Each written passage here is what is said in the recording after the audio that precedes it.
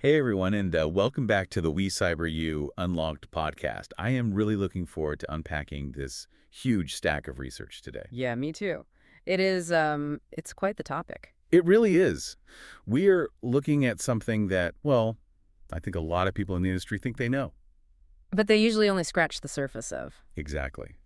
We are doing a deep dive into the General Data Protection Regulation, the GDPR. The big one. And based on the notes provided by WeCyberYou, this isn't just about those annoying cookie banners we have been clicking accept on for the last few years. Right, the ones that just pop up on every single website. Yeah, those. Yeah. But it is arguably the invisible operating system or the rule book of the modern internet. It's a global benchmark for privacy. Which is our mission today, right? To figure out how this regulation forces organizations to be legally accountable for your digital data. And for you listening, we're going to explain why your inbox is constantly full of privacy policy updates and what rights you actually have now. Because when you look at the raw text of the regulation, which WeCyberYou has thankfully distilled for us, you realize that calling it a European law is technically true.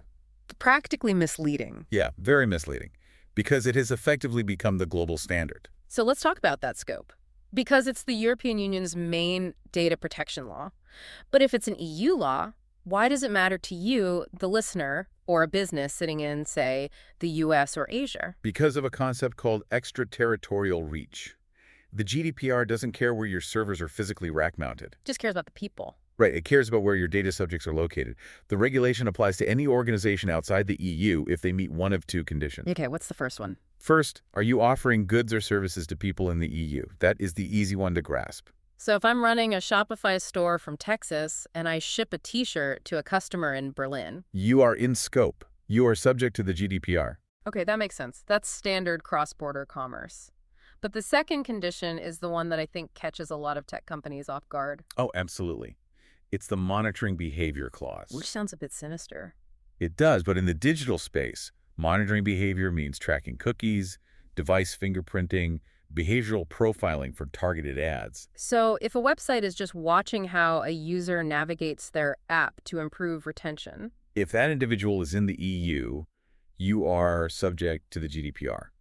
Even if your company is just a 3-person startup in a garage in Austin, Texas. Wow. So if you track behavior or sell online, you are basically in the GDPR's net, no matter where you live. You're in the net. And that is where the definition of data gets really, really tricky. Yeah, let's look at that. What actually counts as data? Because I think maybe 10 years ago, if you asked someone what personal data was, they would just say names and email. Maybe a social security number? Right. But looking at the WeCyberYou research, the GDPR drags a huge amount of technical metadata under that umbrella. It's a massive expansion. The regulation defines personal data as anything that can be used to identify a natural person, directly or indirectly. Indirectly being the key word there. Very much so.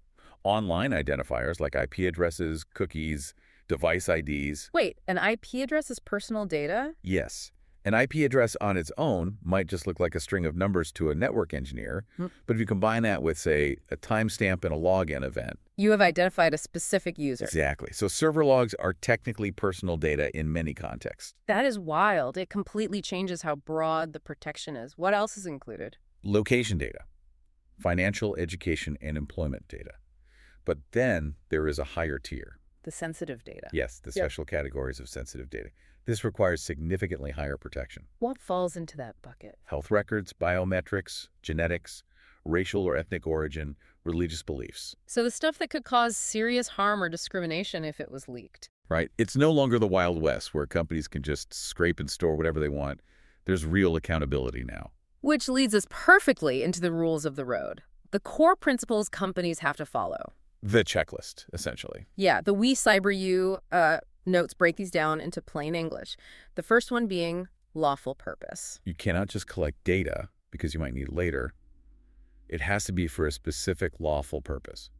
No more data hoarding. No more hoarding. If you don't have a valid reason, you can't collect it. And then there's minimization, which is limited to only what is strictly necessary. Right. If you are building a simple flashlight app for a smartphone, you do not need the user's GPS location or their gender. Because if you take it, you are violating the principle of minimization. And you're taking on unnecessary risk.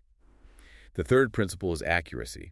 Meaning the data has to be kept up to date? Yes, if a customer updates their address, you have a legal obligation to ensure that change propagates through your systems. You can't rely on inaccurate, outdated profiles.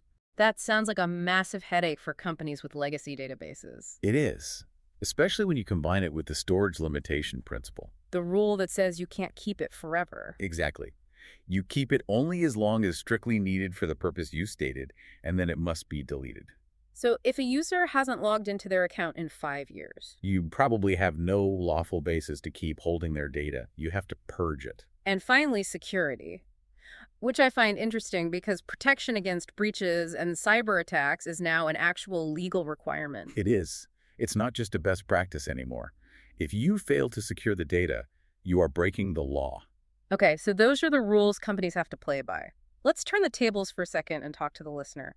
What can you actually do with these rules? This is the listener's toolkit. The specific rights granted to individuals. The power shifts back to the user. It does. First is the right to be informed.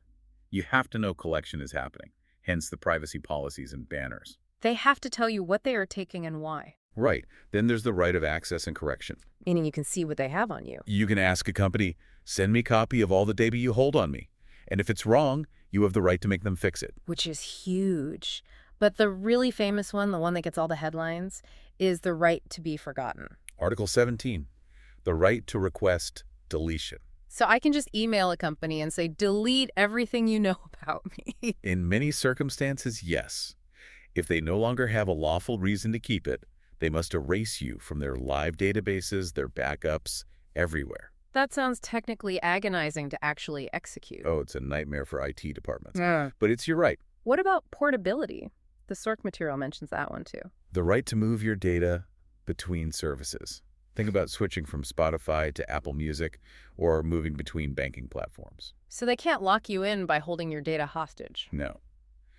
They have to provide it in a machine-readable format so you can take it to a competitor. That is fantastic for consumers. And the last one is objection. The right to restrict processing or object to it entirely, like opting out of direct marketing.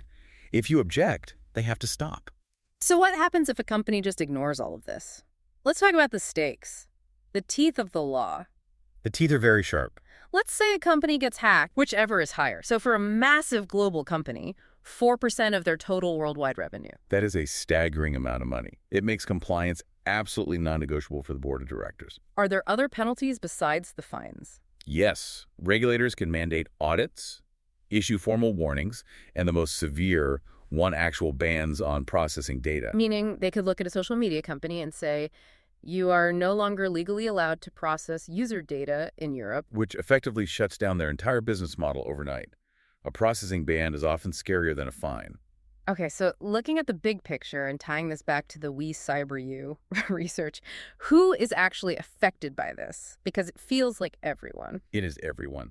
The sectors impacted include traditional businesses, startups, schools, social media platforms, influencers, AI developers, cloud providers, fintech. If you touch data, you are affected. That is the bottom line from the sources. The GDPR is one of the strictest privacy laws in the world, and it sets the standard for digital trust. Digital trust. I like that phrase. It protects privacy in the digital age and forces legal accountability where there used to be none. It's a massive shift in how the internet operates. So let's do a quick recap for you, the listener. The GDPR covers almost everything, no matter where a company is based, as long as they are targeting or monitoring people in the EU. It protects your specific rights to your own data access, deletion, portability. And it carries massive fines, up to 4% of global revenue, for non-compliance. That is the summary in a nutshell. Perfect. Well, if you found this deep dive valuable, please make sure to follow the channel. And definitely visit WeCyberYou.com for more educational cybersecurity content like this. It's a phenomenal resource. Thank you all for joining us on this deep dive. This has been the WeCyberYou Unlocked podcast. Thanks for listening. But before we go, I want to leave you with a final thought to mull over. Something that builds on what we've discussed. Oh, let's hear it. If the GDPR applies to anyone monitoring behavior in the EU, and the internet basically has no borders. And if the next generation of artificial intelligence is training on all of this global data that has been shaped by European rules. Oh, I see where you're going. Have we effectively created a single global privacy law without realizing it? Will our future AI naturally have a European sense of privacy baked into its neural networks just by default? That is a fascinating and slightly terrifying thought to explore. Something for you to explore on your own. Until next time. Stay safe out there.